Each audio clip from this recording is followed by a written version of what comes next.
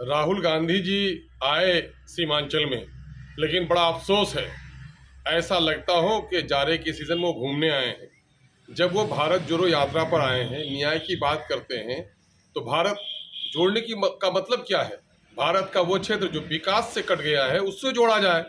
तो सबसे पिछड़े क्षेत्र में बिहार के आए, सीमांचल में, जहाँ सबसे ज़्यादा गरीबी है, सबसे ज़्यादा निरक्षरता है, सबसे ज़्यादा बेरोजगारी है, सबसे ज़्यादा बाढ़ के नतीजे में प्रभावित हैं यहाँ लोग, पलायन मजदूरों का हब है यहाँ पर। लेकिन वो यहाँ के स्थानीय समस्याओं के संबंध में एक शब्द नहीं बोल सके। नेताजी जाते हैं तो वहाँ पर मणिपुर की हिंसा उन्हें याद आती है। यकीनन है कि मणिपुर में जो कुछ भी वहाँ हुआ है, गर्दन काटी गई है, घर जलाए गए हैं, उसकी निंदा करनी चाहिए।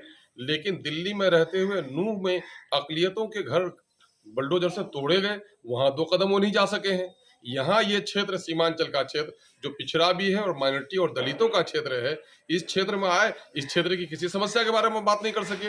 उनकी माता श्रीमती जी ने, मिसेज सोनिया गांधी साहबा ने 2014 में जस्ट बिफोर इलेक्शन इसी तरह से यहाँ आई थी। एएमयू अलीगढ़ किशनगंज के लिए उसने शिलान्यास किया था। 2012 में सरकार उनकी रही, 2013 में सरकार उनकी रही, 2014 के अप्रैल तक उनकी सरकार रही, लेकिन एएमयू किशनगंज को कुछ भी नहीं दे सके। तो आखिर सीमांचल में दौरा किसका है? यानी माइनॉरिटी का वोट लेना है और माइनॉरिटी की समस्या पर कुछ भी नहीं बोलना है।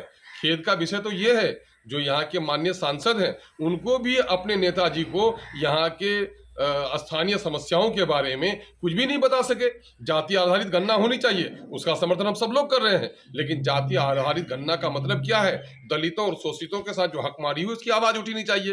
तो बिहार में एससी शेड्यूल कास्ट लोगों की जो आबादी 2,56,00,000 है, उनकी नौकरी 4,11,000 होनी चाहिए। उनकी 1,20,000 नौकरी खत्म हो गई, 2,91,000 नौकरी उनको मिली। माइनॉरिटी के लोगों को, जिनकी आबादी 2,31,00,000 है, सरकारी नौकरी में हिस्सेदारी उनकी 3,68,000 की होती है, उनको 1,73,000 नौकरी मिली और 1,95,000 नौकरी चली गई। इस पर कोई बात नहीं कर सके। तो पता नहीं कि वो भारत दर्शन को निकले हैं या भारत के दलितों, शोषितों, पीड़ितों, वंचितों की खबरगिरी के लिए निकले हैं। अगर भारत को जोड़ना चाह रहे हैं तो शोषितों, वंचितों की आवाज़ बनना पड़ेगा, वरना भारत दर्शन होगा, भारत जोड़ो यात्रा नहीं होगा।